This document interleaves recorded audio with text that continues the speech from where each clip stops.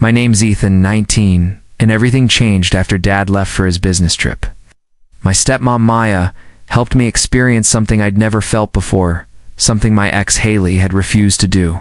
Maya's hand moved gently lower, and I couldn't hold back. My breath hitched, clumsy and raw, as my climax hit faster than I expected. Maybe it was the built-up tension, or maybe it was Maya's tender, knowing touch. I couldn't stop myself. "Maya," I whispered, my voice cracking. As my body erupted, she didn't flinch, didn't judge, just stayed close, holding me as the storm passed. When it was over, Maya softly cleaned me up, her care more nurturing than anything else. "No shame in this, Ethan," she said, her smile so gentle, it gripped my heart. The story starts earlier, with me dreading weekends at home, especially when Maya was there alone. Not because I disliked her, far from it. Maya was kind, patient, and warm in a way my own mom never was. But that warmth unsettled me. It stirred feelings I didn't know how to handle. That day, pulling into the driveway of our Portland home, the air was thick with quiet. Red and gold leaves drifted down, and heavy gray clouds loomed overhead. I killed the engine, lingered in the car, then took a deep breath and went inside. Maya greeted me with her usual soft smile, wearing a fitted cream sweater, her hair loosely tied back. The house smelled of cinnamon and cedar, comforting yet oddly disorienting. "Ethan, you're home. Drop your bag, hungry sweetheart." She always called me that, even though we weren't blood. I shook my head, forcing a smile. "I'm good, just need to crash for a bit." "All right, I'm baking cookies if you change your mind." Nodded, grateful, and bolted to my room, my pulse racing as I escaped her gaze. My room was unchanged, neat, cold, familiar. I tossed my bag down and sank onto the bed. My mind was a mess. Haley's words echoed, "It's too much. I can't handle it. Sorry." The humiliation from our breakup had spread like wildfire. Through the college dorms, turning into cruel whispers and jokes, I felt like a punchline. Burying my face in my hands, I tried to shove it all away, but it clung tighter. The evening dragged. I skipped dinner despite Maya's call. Around 10 p.m., a soft knock came. "Ethan, you okay?" I swallowed hard, a knot in my throat. "Yeah, just tired." "All right, I'm here if you need me." Her footsteps faded, leaving me relieved. Yet hollow, Maya's kindness was what made her impossible to ignore. Even when I knew I shouldn't dwell on her, morning came, weak light slipping through the curtains. A weight sat heavy in my chest. I dragged myself to the kitchen where Maya stood, her hair down, wearing a soft robe that ended at her knees. She was cooking, the air rich with the scent of coffee and toast. "Morning, Ethan," she said, her smile bright. "Sleep okay?" "Sort of," I mumbled, sitting at the table, feeling a bit less on edge. "Pancakes and bacon sound good?" I nodded, and in the quiet, I don't know why I spoke. "Maya, can we talk?" Maya softened. "Concerned, of course. What's on your mind?" I hesitated, the shame clawing at me, but her patient gaze felt like a lifeline. "It's about Haley," I started, and the words spilled out my embarrassment. The isolation, the way her rejection had shattered me. Maya didn't interrupt or flinch. She just listened, her presence steady. When I finished, she said, "Ethan, none of this is your fault. It doesn't make you less." Her voice wrapped around me like a warm blanket. I don't recall much after, just sitting with her in the quiet house, the weight of my shame easing. For the first time in weeks, I felt lighter, but anew. Dangerous spark flickered inside me, one I wasn't ready to name. After that morning, things shifted. The tension I'd carried around Maya faded, replaced by something warmer, almost too close. She didn't bring up my confession, just treated me with her usual ease. But her glances held a new softness, like she was saying, "You're enough, Ethan." It made me feel safer than I'd ever felt, though I hadn't realized how much I'd craved it. That afternoon, sprawled on the couch, scrolling my phone, Maya appeared with 2 mugs of tea. "Want to sit outside? It's nice out," she said, her eyes gentle. I hesitated. Opening up in the open air wasn't my thing, but I couldn't say no to her. "Sure," I said, taking the mug. We sat on the back porch, leaves rustling in the breeze. Maya curled her legs under her, cradling her mug. Feeling any better? She asked, her voice soft, not prying. I sighed, grateful she cut to the chase. A little. I don't feel totally worthless anymore. I gave a weak smile. She smiled back. Ethan, you're not worthless. Oh, your body's just different. Different tit doesn't mean anything's wrong. It means you need someone who sees you. Her words hit deep, her honesty making my heart race. I met her eyes. After Haley, I'm just ashamed, scared someone will laugh again. Maya's hand brushed mine, light but electric, sending a shiver through Manat from shock, but because I liked it too much. Don't let them define you, she said firmly. You deserve to feel proud of who you are. That night, sleep wouldn't come. I tossed, her words looping in my mind. Proud of who you are. No one had said that to Manat Haley, not my friends, who'd only mocked me. Maya's sincerity felt like a tether, but it was dangerous too. The dark my thoughts wandered. To her, her eyes, her touch-knowing eye, shouldn't let them linger. The next day, things felt normal on the surface, but I was hyper-aware of her. The way she tucked her hair behind her ear while cooking, the quiet hum she let out while tidying, the warmth in her glance when she caught me staring it, all pulled me in. I hated myself for it, but I couldn't stop. That evening, after a late dinner, I found Maya alone on the couch. The living room was dim, glowing softly, an old romantic comedy playing, its music light and wistful. Join me? She asked, her voice inviting. I froze, torn, but nodded. Okay. She asked when she saw me peeking in the door. I hesitated, but then my feet moved forward on their own. Maybe I was too lonely to say no. "'Kay," I said softly, and sat down, keeping a comfortable distance between us. The movie was nothing special. But I couldn't concentrate on the content. My mind was distracted by the small distance between us, a distance that I both wanted to close and was afraid to cross about halfway through the movie. It was a rather intimate scene. The main character, a fairly young man, was struggling with his insecurities about his body.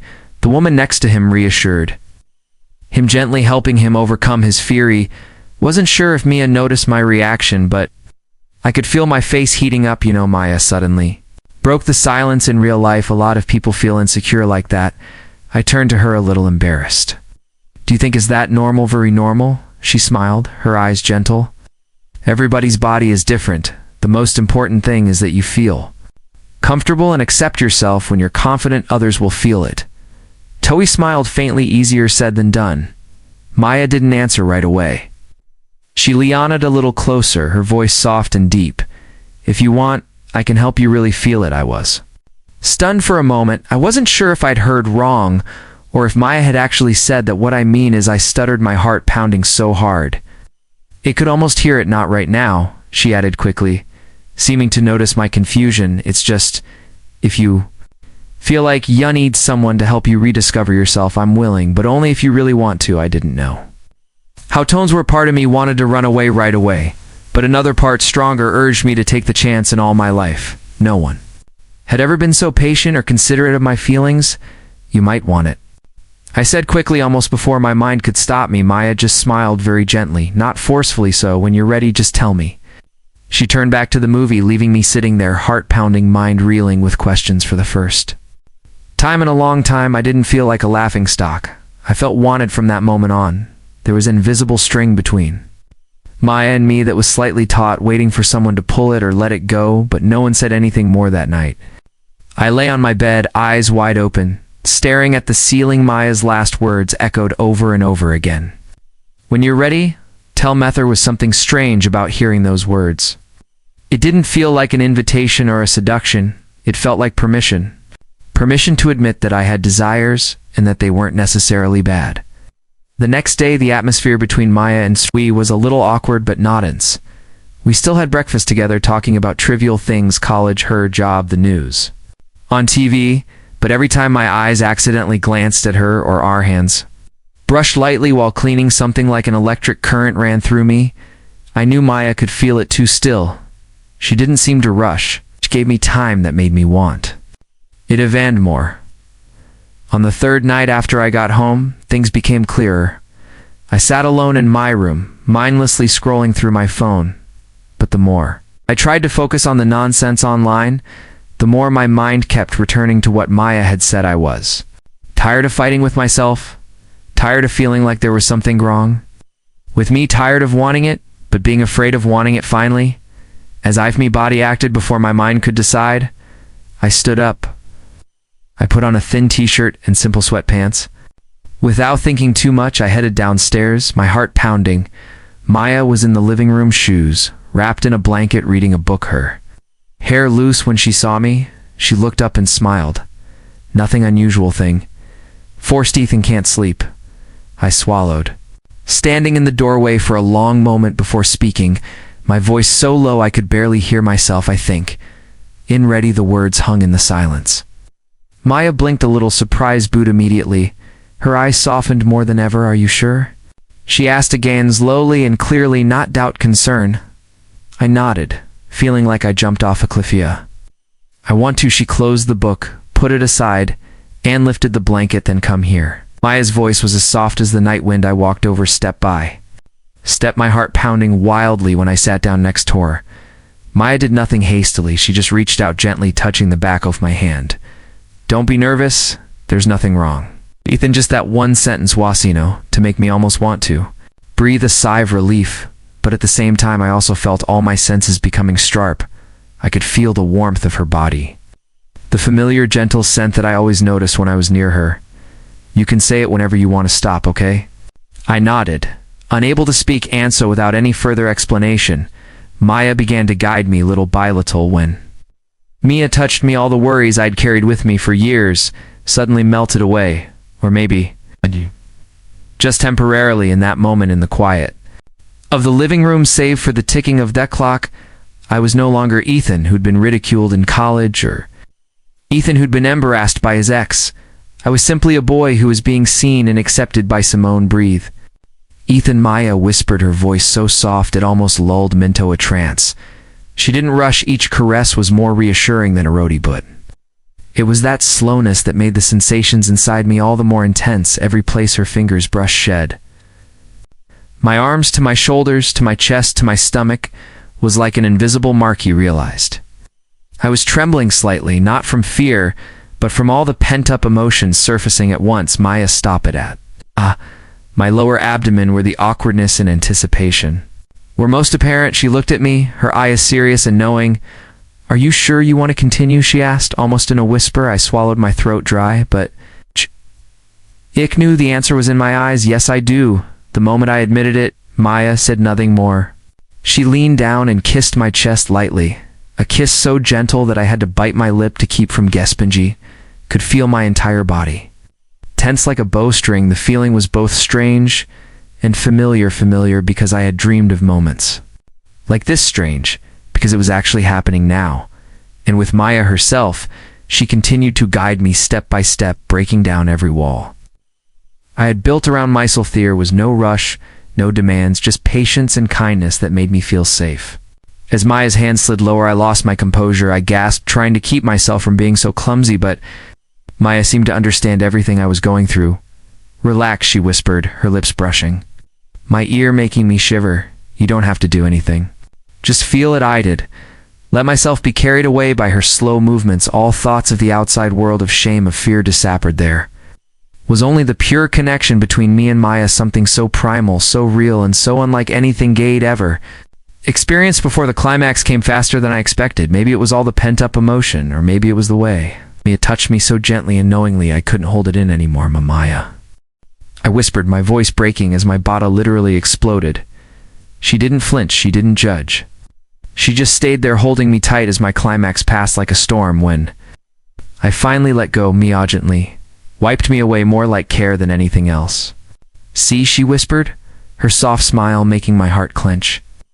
There's nothing to be ashamed of. I didn't know how to respond. I just lay there breathing hard, and for the first time in my life I felt something I thought I never would.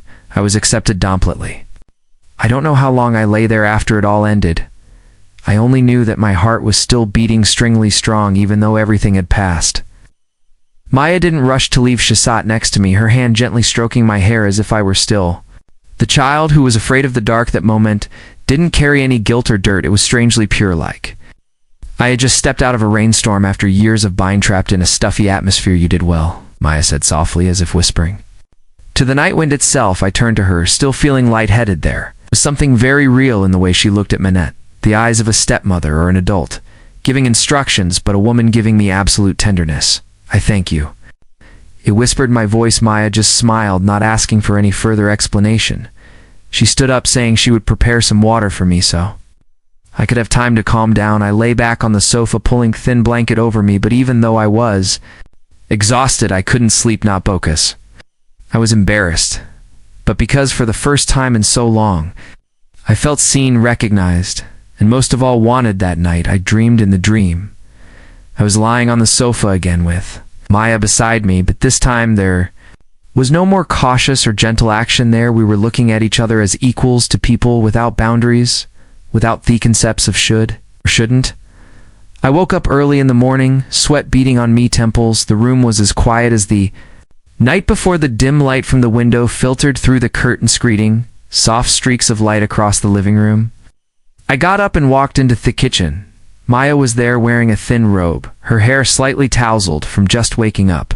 "Good morning," she smiled, as if last night was just a small thing among the hundreds of moments we had shared. "Hello." I replied, a little embarrassed. The atmosphere wasn't as awkward as I had expected. On the contrary, it was warm, which made me even more confused. We ate breakfast together. Mia didn't mention what had happened, nor did she ask me how. I felt she just continued to treat me with her usual gentleness, as if to say, everything's fine, nothing's going to change unless you want a toe. But for me, everything had changed all morning. I couldn't stop looking at Maya.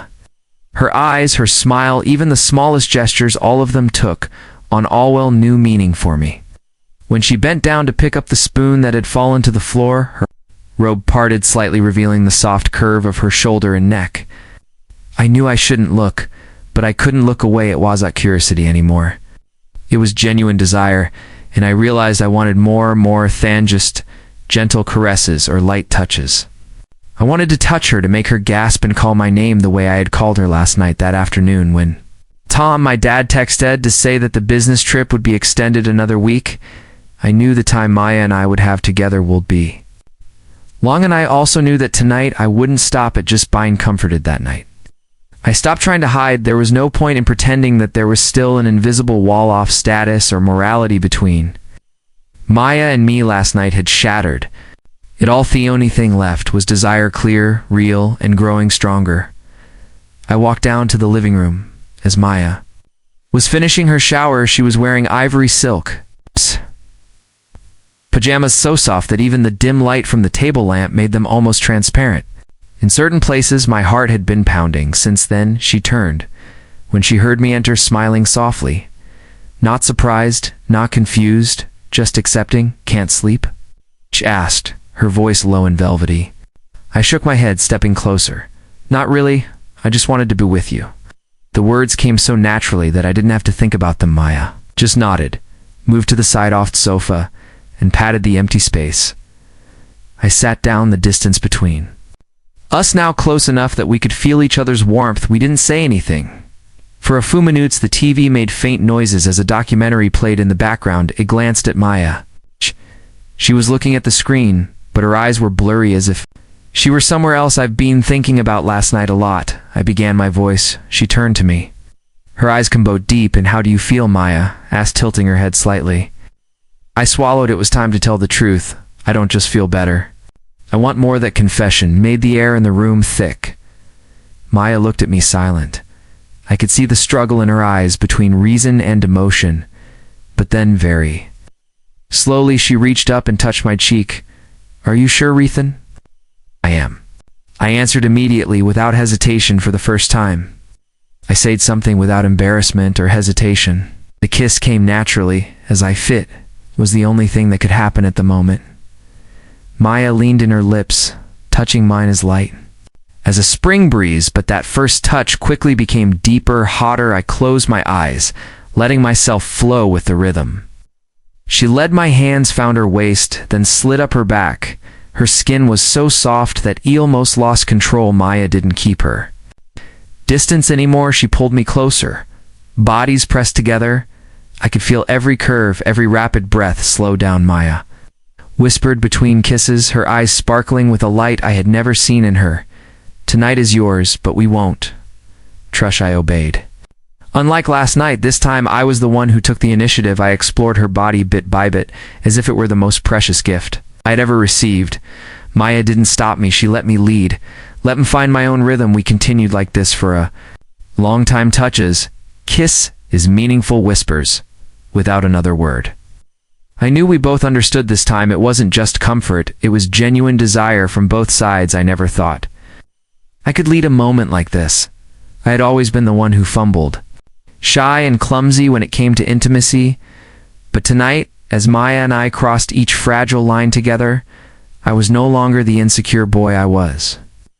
Ethan, the only man who made her moan softly with desire. Maya lay on her back on the sofa, eyes half closed. Lips parted gently, to receive each kiss I delivered down her body every time. I moved lower, her breathing became a little more rapid. That feeling, making someone tremble for me, was something I had never known before. It made me so nervous and I almost lost control, but Maya didn't hesitate to let me try. She noddingly accepted me. She encouraged me. "That's right, Ethan," she whispered, as I touched her most sensitive spot, her voice trembling. "Keep going like that." Hearing that from her made me bolder, used my lips and hands working together instinctively, making Mia's body twist slightly in pleasure. I could clearly feel the change. Maya was no longer the leader, no longer the one in control. She had completely handed over the power to me, and I didn't want to disappoint her. I continued to be patient, learning to read her body language. The small moans, the tightened gopher grip, the arched legs in anticipation. I wanted her to know that this time I wasn't just the one needed comfort. I wanted to make her feel clearly that she was wanted. Tooth moment Maya climaxed was when I realized everything. She leaned forward, her head tilted back, her mouth whispering my name for the first time, clearly, honestly. Ethan, that name from her lips was like a final flame, burning away what remained of the distance between us. When she calmed down, Maya pulled me up, cupped my face, and kissed me deeper than ever. The kiss was no longer guidance or comfort, it was affirmation. "Your turn," she breathed as she parted from my lips. Her eyes filled with an indescribable without further explanation. I knew what she wanted. I knew now I would be the one to actually walk through the last door we had yet to pass. I pulled Maya closer, slid my arms behind her back and lifted her off the sofa. Mia chuckled softly, surprised, but not protesting. "Shall it?" Me carry her into the bedroom where things got more formal. We laid each other down on the bed where the soft glow of the nightlight reflected off our bare skin. There was nothing left to hideno. More should or shouldn't questions. Maya and I looked at each other for a long time before I whispered, "Can I?" Shouldn't respond with words. She pulled me down, kissing me deeply, and that was enough for me. To know that tonight all taboos were left behind as my lips found Maya is once more all flashed. Hesitation I had was gone. I no longer felt like a young boy in need of guidance. I dunned her. I was the one in control. Now, our bodies entwined. No boundaries. I felt every beat of her heart, every quick breath, every little sound that escaped her throat as I went deeper. Maya held nothing back. She opened herself to me in a completely raw, pure way. "Slow down," she whispered, her voice with desire and sweetness. I obeyed, keeping the rhythm steady and gentle, the way she had done with me. Our eyes locked without words. I knew Maya was feeling you.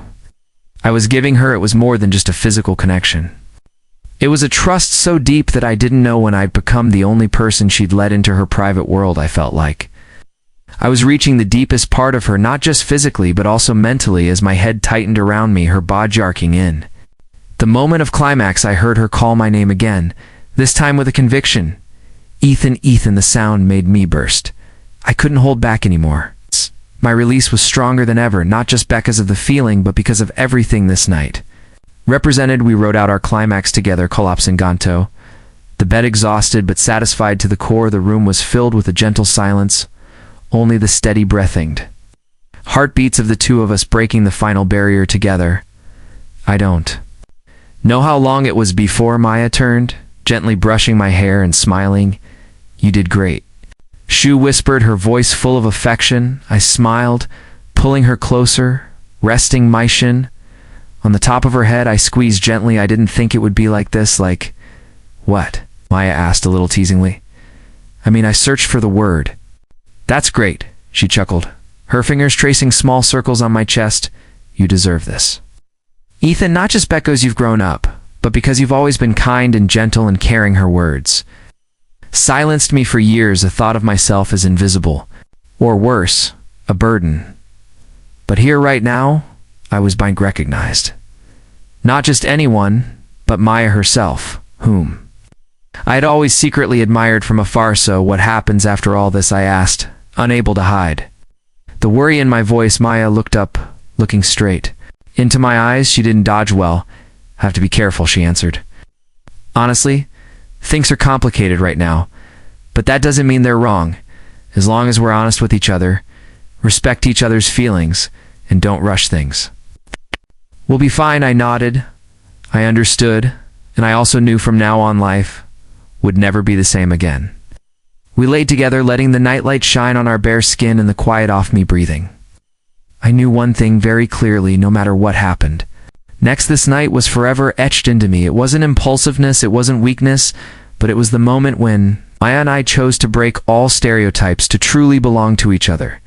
Next morning, I woke up later than usual. The soft sunlight filtered through the thin curtains, casting a pale yellow light over the room where Maya and I were still lying close together. She was turned away, breathing steadily, as if she were still asleep. I lay still, admiring every detail of her back, the loose strands of hair, the soft curves, the slightly rosy skin. After a long night, the moment was so peaceful that I wanted to keep it forever, but at the same time, knew it was fragile. I moved slightly so as not to wake her. My mind, in contrast to the quiet air around me, was filled with chaotic thoughts. We had gone too far. There was no denying it. There was no pretending that nothing had happened.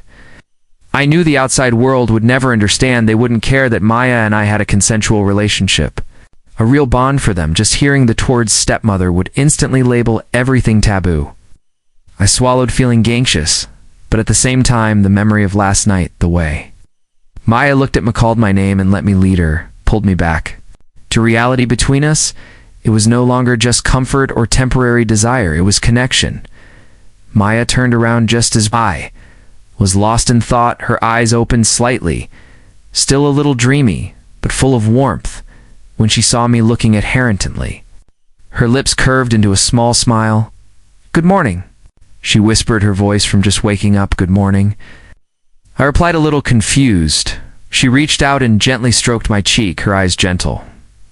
What are you thinking about? I was silent for a moment, then decided not to hide it about last night and what might happen next. Maya didn't seem surprised. Maybe she had thought about it too. She was silent for a moment, then let out a soft breath. Yauk no, Ethan. I thought about it all night too. She paused, her eyes looking straight at me. Very serious. What happened between us was real, but it wasn't simple. I don't triggerate it, but we have to be careful. I nodded. I wasn't naive and auto think that things could continue like a simple romance movie. So what should we do now? I asked, my voice low. Maya smiled sadly, her fingers intertwined with mine. First, let's keep this between us, she said firmly. Don't tell anyone, not because you're ashamed or remorseful, but because the world out there doesn't understand, and they don't need to know. I agreed immediately. The thought of anyone, especially my father, knowing about this sent shivers down my spine. And secondly, Maya continued, her voice lowing, we need time, both you and I. We can't let this take us away too quickly. Knew she was right, though deep down, I wanted to hold Maya right now, every day, without waiting or thinking, so we can still continue. I asked, unable to hide the anticipation in my voice. Maya looked at me for a long time. There was something very real, very human in her eyes, not passion, not lust, but acceptance. We'll figure it out, Ethan, she whispered. No promises, Norash. But if we both want to, then maybe the answer wasn't a yes or a no, but it was enough to make me feel hopeful. I leaned down and kissed her forehead. Not just out of lust for the first time, Becca's. I truly loved Maya. The next few days passed in the strangest way possible. Nothing had really changed, but it wasn't the same either. Maya and I acted normally when we were together. There were still Quiet break fasts, movie nights, and stories about school or work, but now every glance, every touch carried a deeper meaning. We had crossed the line, and even though we didn't mention it, we both knew. Couldn't go back to the way things were on the fifth night, since that night when Tom texted that he'd be home for the weekend. Maya and I sat next to each other on the sofa. Neither of us saved much the light from the TV reflected on her face, making her look a little distant. I knew what she was thinking. I did. To Dad will be home the day after. Tomorrow, I was the first to break the silence. Maya nodded, smiling slightly, but with a hint of sadness. Yeah, everything will be back to normal.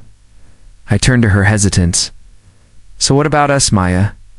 Didn't answer right away. She looked me straight in the eye, then took my hand very tightly. We're still us, Ethan, just more careful. She paused, then added with a choking sincerity, I don't regret it, Booty. Don't want you to have any pressure or trouble. We need to be smart, discreet, and patient. I understood that. Even though deep down there was a selfish part of me that wanted to make it all public, wanted the world to know that Maya belonged to me, or at least that I belonged to her. But reason told me that Maya was right. I can wait, I said, and I meant it. She looked at me tenderly, as if I had just said the most comforting thing to hurt night. Good job, she whispered, pulling me into a tight hug. Well figured out. No rush, but no denial at that moment. I didn't need anything more. I just wanted to hold Maya in my arms for as long as I could, to enjoy this closeness before things got more complicated. When Tom returned 2 days later, the house was alive with laughter, stories about work and life.